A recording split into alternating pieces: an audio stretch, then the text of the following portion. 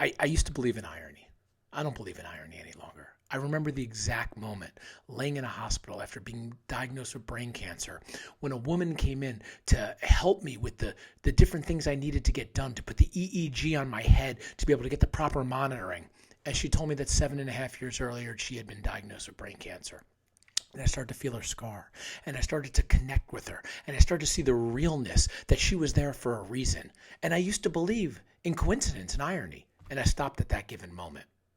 One of the things I get asked about all the time is, what's with the guitars behind you? You a big guitar player?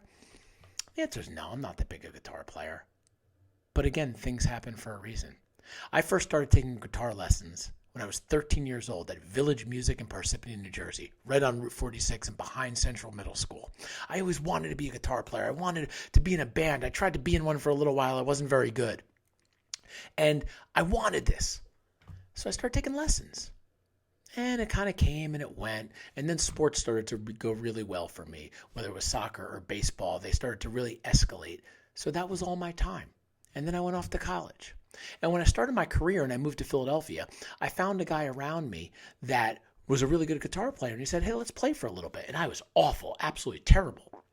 And we sat down, we started playing. I was like, this is really fun.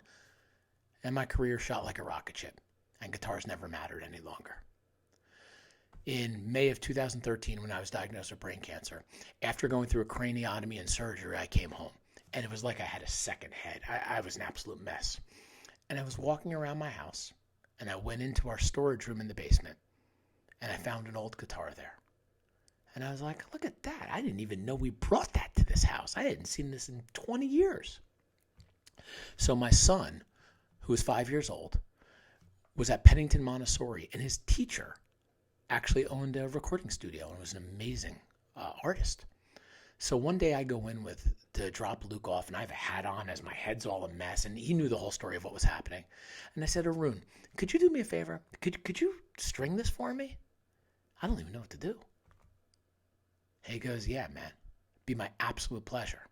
So he kind of put the guitar together, brought it home maybe a couple weeks later, and I start playing, and I am just absolutely terrible. I mean, just awful. And as I'm playing, my wife's in the other room going, oh my God, close the door. This is so annoying.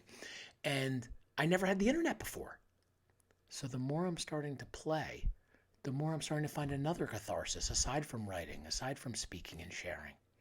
And I remember her telling me that she read a study that music was an unbelievable outlet to alleviate pain and anxiety for people who take on disease and other type of distractions in their life. And I started to play more and more.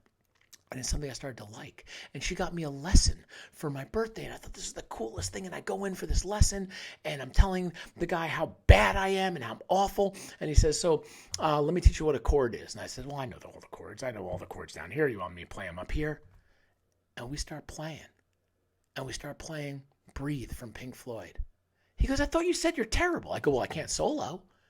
And it was one of the cool experiences I've ever been through. It was ours. We owned it. But what it did is it found another way to alleviate all the negativity that's out there. And the guitar lessons I took when I was 13 years old, when I started playing a little bit in Philly, for some reason, when that guitar came with me to Washington Crossing, Pennsylvania, I now understand it all happened for a reason. Finding things that we relate to, that we find personal comfort in, that we could connect with others and share on and alleviate all that angst and anxiety that builds up inside of us is something. If others that we know are going through difficult times and they're not finding it, let's help them.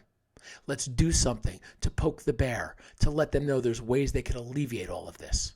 And they can come out on top, and they can find ways to offset the negativity in their lives and appreciate life and live in the now.